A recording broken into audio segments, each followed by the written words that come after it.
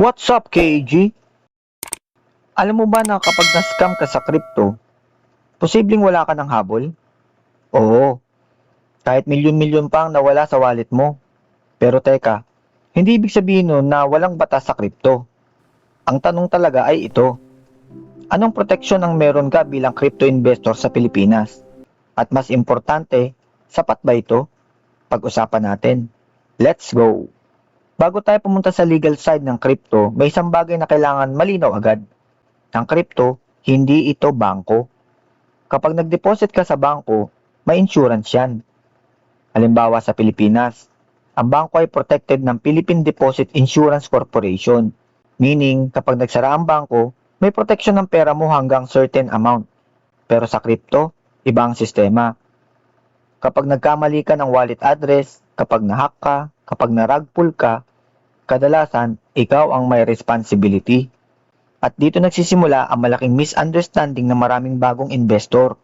Marami ang nag-iisip. Iniisip nila, may gobyerno naman siguro na magpoproteksyon. Hindi ganun kasimple. Legal ba ang crypto sa Pilipinas? Ito ang unang tanong na maraming baguhan. Legal ba ang crypto? Ang sagot? Oo, pero may kondisyon. Hindi illegal ang paggamit ng cryptocurrency tulad ng Bitcoin, Ethereum. Pwede kang bumili, pwede kang mag-trade, pwede kang mag-hold. Pero ang importante, hindi ito legal tender. Ibig sabihin, hindi ito officially pera na kailangan tanggapin ng lahat. Sa Pilipinas, ang official na pera ay ang Philippine Peso na pinamamahalaan ng Bangko Sentral ng Pilipinas. Pero kahit ganun, pinapayagan pa rin ang crypto market. Bakit? Dahil kinikilala ng gobyerno na may economic value ang blockchain technology. Sino ang nagre-regulate ng crypto? Dalawang major na ahensya ang may role dito. Una, Bangko Sentral ng Pilipinas. Sila ang nagre-regulate ng crypto exchange na nag-handle ng fiat money. Halimbawa, kung ang exchange ay nagko-convert ng peso papuntang crypto, kailangan nilang kumuha ng license bilang virtual asset service provider. Meaning, may monitoring, may compliance, may anti-money laundering rules. Pangalawa, Security Exchange Commission. Ito naman ang nagbabantay ng investment schemes. Halimbawa, may project na nagsasabing, mag-invest ka sa token namin at kikita ka ng 10% weekly. Dito pumapasok ang SEC. Kapag investment contract na yan, kailangan may registration.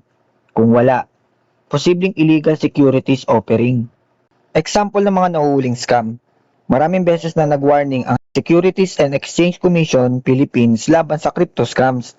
Ang typical pattern, guaranteed profit, referral system, aggressive marketing, walang malinaw na product. Ang classic example, mga fake trading platform, mga investment group na gumagamit ng crypto para magmukhang legit. Ang problema, kapag na-scam na ang investor, madalas huli na ang lahat. Ito ang malaking weakness ng crypto law. Ang crypto ay global technology, pero ang batas ay local. Halimbawa, ang scammer nasa ibang bansa, ang server nasa ibang bansa, ang wallet anonymous. Ano ang mangyayari? Kahit mag-report ka, mahirap habulin. Ito ang dahilan kung bakit maraming crypto scams ang hindi na nababawi. Hindi dahil walang batas, kundi dahil mahirap i-trace ang identity. Paano ka protektado bilang investor? May ilang proteksyon na dapat mong malaman.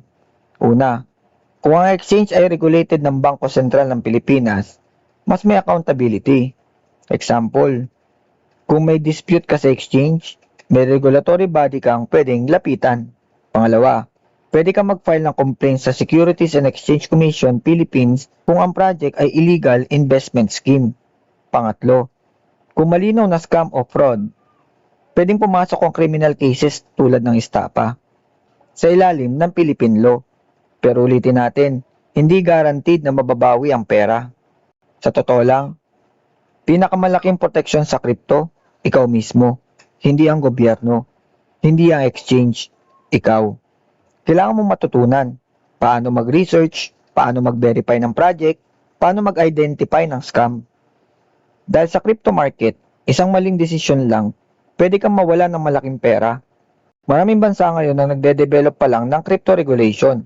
Halimbawa, ang United States. ay patuloy pa rin ang debate kung ang crypto ba ay commodity o security. Sa European Union, may bagong regulation na tinatawag na MiCA law.